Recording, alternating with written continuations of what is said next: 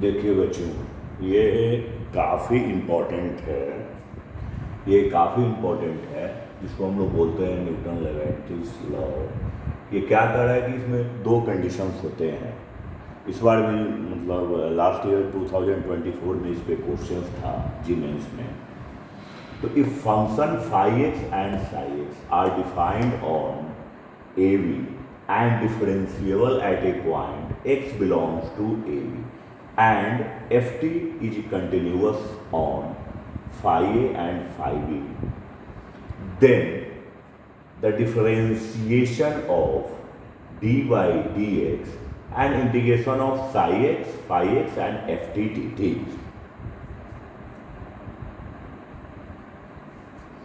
Look here. तो मैं भी इसको एक्सप्लेन करूँगा। इस पर हम लोग कुछ प्रॉब्लम्स भी करेंगे कि ये होता है कैसे और आता है कहाँ से। तो बेसिकली हम लोग क्या करते हैं कि इसका जो फॉर्मूला है ये आया कहाँ से। तो ये हो गया psi x and differentiation of psi x बटा डी एक्स और minus function of phi x and also differentiation of phi x and d x. कुछ बच्चों को समस्या होती है कि ये होता कैसे है। तो ये तो बेसिक रूल हो गया। जैसे बेसिक अगर डिफिनिट की अगर हम बात करते हैं कि ये आया कैसे, तो सपोज दैट कि एक फंक्शन है कि आपने लिखा एफ एक्स डी एक्स और हमने कुछ भी मान लिया है कि ए और बी इसका अपर और लोअर लिमिट है। जो दिया हुआ है बी अपर लिमिट है, ए लोअर लिमिट है। तो पहले हम अगर इसको इंटीग्रेट करते हैं तो हमारे पास कंडीशन क्या हो जाता है। कंडीशन ये हो जाता है कि ये एफ बी और माइनस एफ ए। ध्यान दें कि हमने इसके कैपिटल में लिखा है after integration and that means ये स्मॉल एफ कैपिटल में बदल गया। हमने ए और बी को यहाँ क्या मान लिया कि ये वेरिएबल है। तो अगर आप इसको डिफरेंशिएशन करते हैं तो ये तो बेसिक फॉर्मूला हो गया जिसको हम लोग बोलते हैं कि ये चेन रूल काम करता है। अगर हमने यहाँ पर क्या लिखा है कि ए बी वेरिएबल कांस्टेंट रहेगा तब तो बात इसकी फिनिश्ड हो जाएगी। ध्यान रखिएगा इस चीज़ों का कि ये हमने बोला ये वेरिएबल है तो ये हो जाएगा डी ए बटा डी एक्स। मान लीजिए कि इसका कोई फंक्शन है, कांस्टेंट रहने को तो फिनिश हो जाएगा। तो ये स्मॉल बी हो गया, अपने फंक्शन में डिफरेंशिएट किया और ये वापस वही डी बी बटा डी एक्स हो गया और माइनस यहाँ स्मॉल ए हो गया और एफ ए और ये डी ए बटा डी एक्स हो गया। अब थोड़े देर के लिए अगर हम मान लेते हैं कि ए बराबर फाई एक्स और बी बराबर साई एक्स, तो आप क्या पाएंगे कि जो फॉर्मूला आपने लिखा है, ये जो फॉर्मूला आपने लिखा है उसी फॉर्मूला को ये सेटिस्फाई करता है। तो यानी ये बेसिक रूल है कि आपने इंटीग्रेशन किया फिर उसको डिफरेंशिएशन कर दिया। लेकिन ये काफ़ी इंपॉर्टेंट है, इस पर बहुत सारे क्वेश्चन आते हैं। लास्ट ईयर भी जीमेंस में इस पर क्वेश्चन दिया हुआ था। अब आप इसको अगर चेंज करके लिखना चाहें तो क्या लिखेंगे कि ये साई एक्स हो गया और ये डिफरेंशिएशन ऑफ साई एक्स हो गया, ये डी एक्स हो गया और माइनस ये फंक्शन ऑफ फाई एक्स हो गया और डिफरेंशिएशन ऑफ फाई एक्स और डी एक्स हो गया। ध्यान रखिए दोनों हमारे सेम प्रॉपर्टीज आ गए। तो कहने का मतलब क्या है कि एक बेसिक रूल है जिसको हम बोलते हैं न्यूटन लॉ, जो इंटीग्रेट को डिफरेंशिएट करता है। इस पे कई सारे क्वेश्चंस रहते हैं और लॉपिटल रूल से भी हम इसका इस्तेमाल करके, लॉपिटल रूल जो हम लिमिट का है उससे जुड़ी हुई क्वेश्चंस पे इस पर हम लोग इस्तेमाल इसका करते हैं। तो देखते हैं कुछ क्वेश्चंस जो लास्ट ईयर पूछा गया है 24 में, उस पर हम बात करेंगे। देखिए बात, ये 2024 का पूछा हुआ क्वेश्चन है जो इसी पे न्यूटन लेवेंस लॉ पे ही स्थित है। अब आप देखेंगे यहाँ पर हमारे पास ये कंडीशन दिया है कि f x y x cube where x tends to 0। तो L'Hopital rule, hospital rule, L L'Hopital, इसको लॉपिटल रूल बोलते हैं। तो ये 0/0 या इन्फिनिटी जब आता है दैट मीन्स कि after direct putting the value of x and then result will be 0/0। मतलब अगर इसका मान x का मान अगर आप सीधे तौर पे पुट करते हैं और वो 0/0 अगर आ रहा है तो आप लॉपिटल रूल लगा सकते हैं। ये बेसिक लिमिट का कंडीशन है। अब देखिए यहाँ पर हम वही प्रॉपर्टीज लगाएंगे तो डिफरेंशिएशन यहाँ u/v का टर्म काम नहीं करता है। यहाँ पे जब भी हम 0/0 मतलब x का सीधे तौर पर मान डालने पर अगर वैल्यू 0/0 या ∞/∞ आता है तब हम लॉपिटल रूल लगाते हैं। तो कुछ बच्चे क्या करते हैं यार मिस्टेक, u/v का फॉर्मूला लगा देते हैं। नहीं, separate differentiation of numerator and denominator. हम क्या करते हैं कि नंबरेटर और डिनोमिनेटर का अलग अलग डिफरेंशिएशन करते हैं। तो हमारे पास क्या हो गया कि dfx और ये हो गया dfx/dx और बिग लाइन कीजिए, और ये हो गया dx/dx। ये इस तरह काम करता है। भूल करके भी यहाँ u/v का फॉर्मूला आप इस्तेमाल नहीं करेंगे। कुछ बच्चे ऐसे मिस्टेक करते हैं जो नए तौर पे इसका इस्तेमाल करते हैं। अब देखिए ये 0 से x हो गया। अभी हमने बात किया था न्यूटन्स 11th लॉ का। तो अब यहाँ पर हमारे पास क्या हो जाएगा कि t + sin 1 - e⁻t, और ये हो गया बच्चों हमारे पास क्या हो गया dt, और नीचे में इसका डिफरेंशिएशन ये आप जानते हैं, इसको डायरेक्ट लेते हैं, ये हो गया 3x²। इसका डिफरेंशिएशन वही कंडीशन में चला जाएगा, तो क्या लिखेंगे, ये हो गया x + sin 1 - e⁻x। इसका डिफरेंशियल dx/dx 1 हो जाएगा, और इधर 0 है तो 0 का डिफरेंशियल 0 हो जाएगा, तो वो लिखने की जरूरत नहीं है। तो सीधे तौर पे हमने लिया नीचे में 3x²। आप समझे कि नहीं समझे कि जैसे हम 5x d5x/dx लिखते थे, तो dx का डिफरेंशिएशन तो 1 हो गया, तो इस पर x हमने इनपुट कर दिया, लेकिन 0 जब इनपुट करेंगे तो फिर 0 का डिफरेंशिएशन होगा, तो सेकेंड टर्म क्या हो जाएगा, ये हमारा इधर 0 हो गया, तो वो लिखने की तो जरूरत नहीं है, वो फिनिश हो गया। अब यहाँ देखेंगे, यहाँ भी हमारा क्या है, लिमिट जो है x टेंड्स टू 0, फिर वैल्यू आप इनपुट करेंगे तो ये 0 और e⁻0 1 हो गया, तो ये 0/0 का टर्म फिर से आ गया। तो हम अगेन यानी क्या लिखेंगे, again use L'Hôpital rule.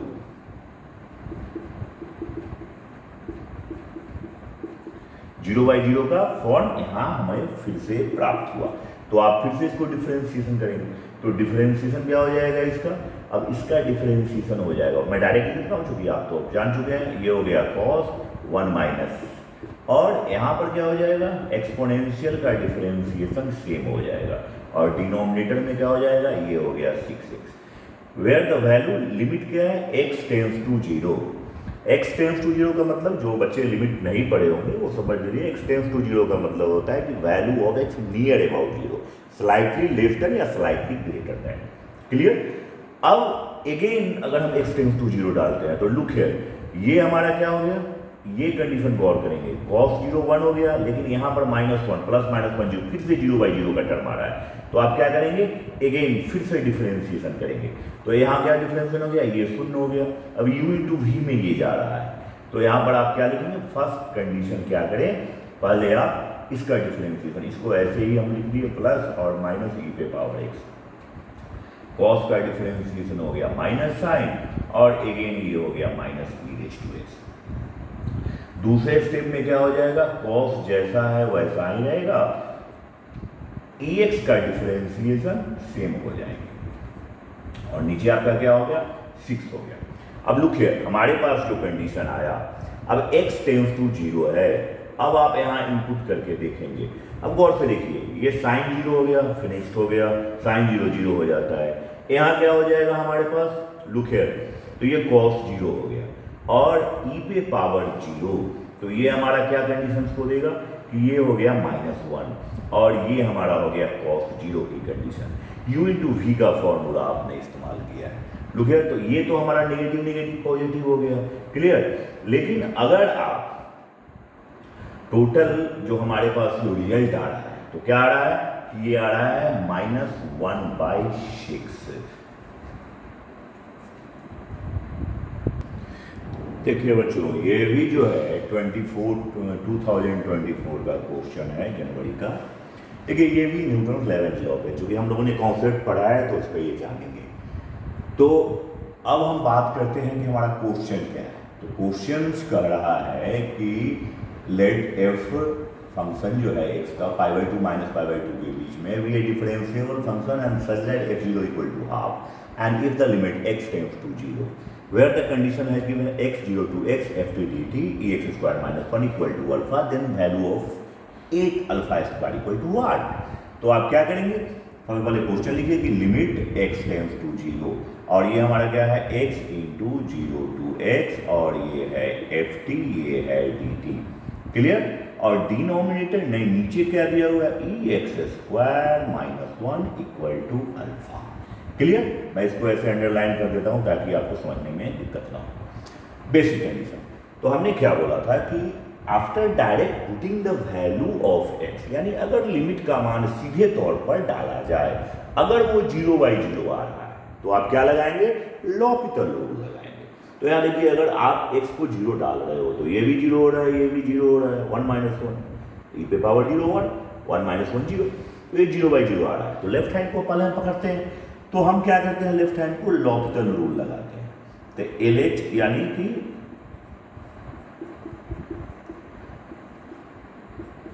Left hand में हमने LH इसमें लगाया, क्या है, लिमिट x टेंड्स टू 0।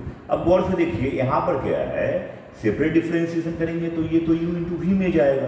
तो आप अगर x का डिफरेंशिएशन किया तो पहले क्या किया, इसको आपने छोड़ दिया, यानी ft dt हो गया। फिर आपने सेकेंड स्टेप में क्या किया, तो सेकेंड स्टेप में आपने x को छोड़ा और डिफरेंशिएशन किया इसका, तो ये डिफरेंशिएशन fx हो जाएगा, x का 1 हो जाएगा। तो x को छोड़ा तो ये हो गया x fx, और बाद में 0 हो गया तो ये मीनिंगलेस हो गई। फिर और इसका डिफरेंशिएशन क्या हो जाएगा, ई एक्स स्क्वायर, और ये हो गया इंटू 2x, और ये 0 हो गया, लिखने की जरूरत नहीं। फिर x का मान आप डायरेक्ट पुट करके देखेंगे तो हमारे पास फिर वही कंडीशन आ रहा है 0, ये तो 0 हो ही जाएगा और ये भी 0 हो जाएगा। तो फिर से आपने क्या लिखा था, लॉपिटल रूल। तो यहाँ पर हमने फिर से लॉपिटल रूल लिया, जहाँ लिमिट की कंडीशंस क्या है कि x टेंड्स टू 0 है। अब फिर से आप डिफरेंशिएशन कर रहे हो, अब ध्यान से देखना, यहाँ इसका डिफरेंशिएशन न्यूटन लेवेंटिज लॉ से आप कर रहे हैं। तो यहाँ क्या हो जाएगा, x हो जाएगा, x का 1 हो गया, तो ये हो गया fx, हमने dx/dx 1 कर दिया डायरेक्ट। सेकेंड स्टेप 0 हो गया, लिखने की जरूरत नहीं है, u इंटू वी में ये गया, तो x का 1 हो गया, ये बचा fx, और अगर आपने x को रखा तो ये हो गया fx, u इंटू वी में हमने इसको लिया, और यहाँ भी हमने न्यूटन लेवेंज लॉ इसमें लगा दिया। और यहाँ पर क्या हो जाएगा, ये भी u और v के रूप में कार्य करेगा। तो आप अगर ई एक्स स्क्वायर को बाहर छोड़ते हो, 2 को कांस्टेंट है, छोड़ो इसको, x को 1 कर दिया, फिर आपने प्लस लिखा, यहाँ x लिखा, ई एक्स स्क्वायर, ये चेन रूल जो आप लोग पढ़ चुके हो उसका कंडीशन। अब देखिए यहाँ कहानी में क्या ट्विस्ट आ रही है, अगर x टेंड्स टू 0 डाल रहे हो तो ये तो डिनोमिनेटर का राइट पार्ट 0 हो रहा है, ये हमारा 1 हो रहा है, यानी 2 इंटू 1 2 हो रहा है। तो यहाँ पर हमारे पास क्या आ रहा है कि f0 प्लस f0 प्लस क्या हो जाएगा, ये 0 हो गया, और डिनोमिनेटर में क्या हो जाएगा, 2 बचेगा, और इक्वल टू अल्फा। अब f0 का मान हमें दिया गया है बच्चों, तो f0 का मान मैं यहाँ लेफ्ट साइड में लिख देता हूँ, f0 का मान हमें दिया गया है, f0 equal to half by, मतलब क्वेश्चन के द्वारा, by your questions, f0 equal to half, और अल्फा का वैल्यू हमारे पास कितना आ रहा है, f0 प्लस f0 और बटा 2, यही हमारा अल्फा का वैल्यू आ रहा है। तो after putting the value of f0, that means half plus half, यानी ये हो गया 1/2, और आपसे क्या पूछा जा रहा है कि value of 8 alpha square, then 8 alpha square equal to 8 into 1/4। तो आपके रिजल्ट कितने हो जाएंगे, योर रिजल्ट विल बी 2, यही आपका आंसर। ऑप्शन में चेक कर ले कौन है, ये बी ऑप्शन इसके करेक्ट आंसर हो जाएंगे।